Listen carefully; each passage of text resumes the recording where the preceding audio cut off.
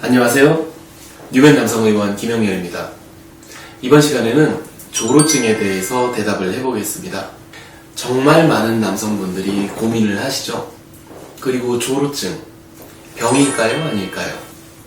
병으로 기준을 세워서 분류를 해서 연구를 하기도 하고, 그리고 많은 분들이, 또 일반인 분들도 언뜻 생각해 봤을 때 병이라고 하긴 좀 그렇죠. 병원에 찾아가서 수술을 하고 치료를 해야 되는 그런 병으로 생각하기에는 또 어렵기도 합니다. 그런데 성의학적으로는 병적으로 정의를 내리기도 합니다. 도저히 만족스러운 정상적인 성관계가 어려운 분들은 조루증을 병이라고 생각을 하시겠죠. 근데 관계 시간이 매우 짧아도 본인이 사는데 큰 불편이 없다면 스스로가 병이 아니라고 생각을 하실 수도 있을 겁니다. 그 중에 조루증에 대한 신경차단 수술을 하면 감각이 많이 돌아오고 나중에 재발을 한다던데 어떻게 해야 되는지, 그리고 재발을 하게 되면 수술을 다시 해야 되나요? 이렇게 물어보시는 분들이 굉장히 많습니다. 그에 대한 답변을 좀 해볼 건데요. 자, 조루증 수술은 우리나라에서 많이 시행하는 수술이 신경차단 수술입니다. 간단하게 설명을 해드리면 감각을 좀 무디게 만드는 방법인데요. 그런데 제가 아까 그런 질문에 대답을 하기 전에 참고로 몇 가지만 말씀을 드리자면, 조루증이라는 분야가 상당히 어렵습니다. 아주 명확한 치료법이 나와 있는 것도 아니고요. 예를 들면 병 중에 이제 대표적인 게 암이겠죠. 위암에 걸리면 수술해서 암덩어리를 떼내면 됩니다. 그러면 조루증은 어떤 수술을 하면 될까요? 명쾌한 답이 없습니다. 그래서 신경을 차단하는 성기 배부 신경 차단술을 시도를 해보기도 하고, 먹는 약을 시도를 해보기도 합니다.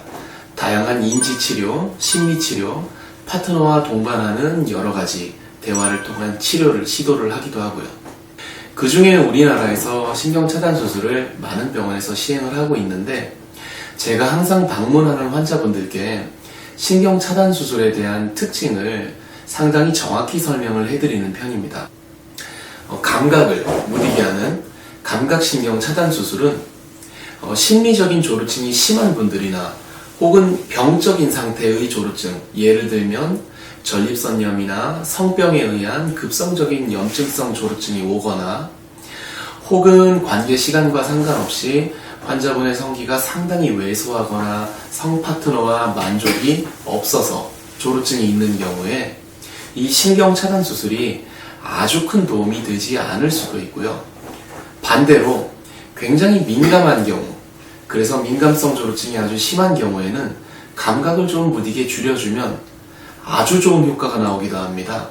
수술 후에 1시간, 2시간 관계를 해도 사정이 잘 안 된다고 찾아오는 경우도 있는데, 그런 분들은 불만스러워하면서 찾아오지는 않으세요. 효과가 너무너무 좋다고 상당히 만족스럽기는 한데, 근데 몸에 이상은 없는지 그런 점을 물어보기도 합니다. 따라서 아까 질문 내용이요, 조루증이 재발할 수도 있으니까 이 내용을 설명하기 전에 제가 이런 조루 수술의 특징에 대해서 미리 설명을 해드리는 이유는, 수술 후에 재발을 하든 재발을 안 하든 이런 점들을 좀 머릿속에 기억을 해 두셔야 되기 때문에 그렇습니다. 그럼 이제 좀 답변을 해볼까요? 재발할 수 있습니다.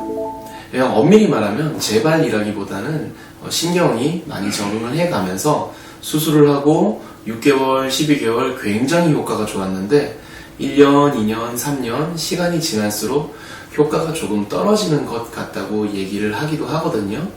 그럴 수 있습니다. 그럴 때 방법은 방문을 해서 상담을 해보고, 환자분께서 혹시 원하신다면, 그리고 환자분이 수술 후에 어떤 반응이었는지, 파트너와의 만족도는 어땠는지, 이런 거를 저와 대화를 한 다음에 한번 재수술을 해볼지, 아니면 수술을 하지 말고 먹는 약으로 좀 유지를 하면서 훈련을 해볼지, 아니면 다른 방법의 수술을 시도를 해볼지, 그런 점은 사람에 따라 다릅니다. 그래서 조루 수술 후에도 시간이 많이 지나면 감각이 일정 부분 회복이 되거나, 혹은 본인이 그 감각에 적응을 할 수도 있고요. 그래서 재발을 하는 경우도 발생을 할 수가 있고요.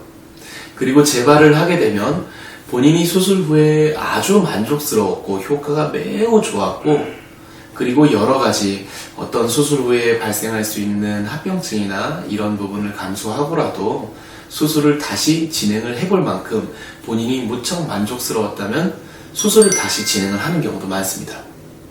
그런데 그렇지가 않고 수술 후에 효과는 있었지만 내가 상상했던 그런 엄청난 효과가 있지는 않았었고, 그리고 다시 수술을 하기가 약간은 긴장도 되고 꺼려진다면 먹는 약을 통해서 증상 완화를 하면서 조금 더 본인께서 훈련을 할 수 있도록 치료를 해보는 방법도 있습니다. 그리고 조루증에 대한 수술을 하러 오신 분들도 저와 이제 상담하고 대화를 하는 동안에 조루증이란 무엇인지에 대해서 좀 특징을 설명을 듣게 되시거든요. 그래서 수술의 한계점이나 수술이 어느 원리로 이루어지는지 이런 점도 설명을 듣게 되십니다. 그런 설명을 들으면 본인이 잘 이해가 되셔서 본인께서 그럼에도 불구하고 평생 동안의 컴플렉스였고 이런저런 치료도 해봤고 했는데 아무 소용이 없고 어떠한 치료 방법에도 반응이 없는 경우에는 망설임 없이 수술을 진행을 하는 편인데요. 그런데 그런 환자분들이 수술하고 시간이 많이 지나서 병원에 다시 내원해서 상담을 할 때 반응을 보면요, 수술하고 나서 일단은 일정 기간 동안은 효과가 매우 좋았고 그 이후에 효과가 약간은 떨어졌는데 그게 수술 전과 같은 상태는 아니라는 얘기를 많이 하세요. 그래서 그런 경우에는 환자분께 다시 한번 제가 지금 영상에서 이렇게 설명을 해드리는 이런 내용들을 조금 더 자세하게 설명을 해드리고 수술을 진행을 해볼지 혹은 진행을 하지 말지 혹은 조금 더 다른 방법으로 치료를 하면서 나중에 수술을 진행을 해볼지 이런 점을 결정을 하게 됩니다.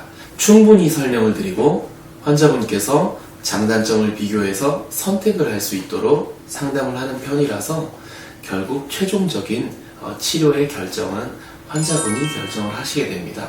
그 과정에서 저는 협력을 해드리고 도와드리는 역할을 하고 원하신다면 수술을 해드리고 혹은 다른 필러나 확대 수술을 병행해서 치료를 해드리기도 하기 때문에 그런 점에 대해서는 이 영상을 보시고 충분히 환자분들께서 조루증 치료와 수술적인 방법에 대해서 많은 이해가 되셨으면 좋겠습니다.